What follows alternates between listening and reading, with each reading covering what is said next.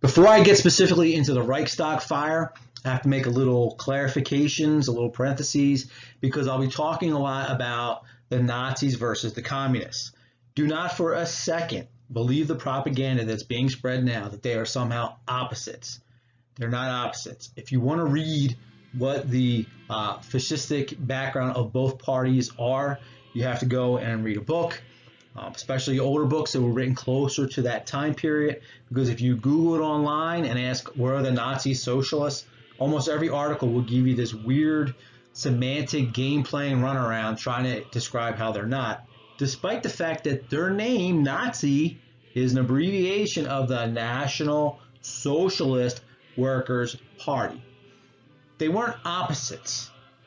They were similar philosophies fighting for the same power base, fighting for the same votes, fighting for the same people, fighting for the same power. Socialists fight each other everywhere. In Russia, the area we're most familiar with, you have Bolsheviks fighting Mensheviks. They're still both communists, they're still both socialists, they're still both Marxists, but they have slightly different variations in how they want that implemented.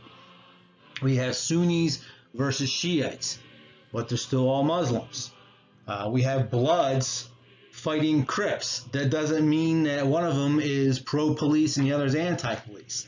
So you have to remember, it's a completely different political system over in Germany.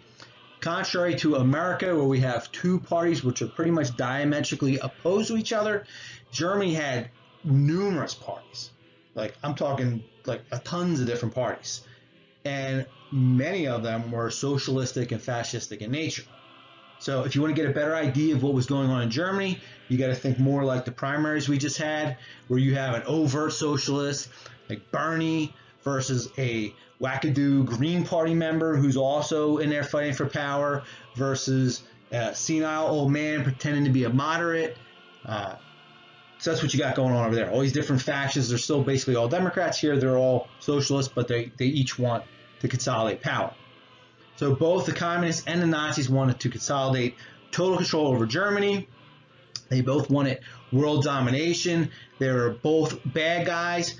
The difference between the two really comes in that National Socialists were nationalists. They had German pride, and they wanted to set the stage of a kind of a racial struggle where it was Germany versus the world and versus all the inferior races. Whereas the communists didn't want to pit Germany against the world. They wanted to pit the workers of the world against all the controlling factions, all the bourgeoisie. So they want to destroy Germany so that they could bring about world domination, where the National Socialists wanted to strengthen Germany so they could take over the world. So two bad guys fighting for the same area. It's like Dr. Doom versus Thanos. One of them's not a good guy. They're both bad guys. They both want world domination. So that's what you got. So if you keep a score, the communists were just as evil. I would actually say more evil, because the Holocaust was horrific with about 10 million dead. The socialists made that chump change by multiplying that by a factor of 10 to 20 with all the people that they murdered in pursuing their evil agenda.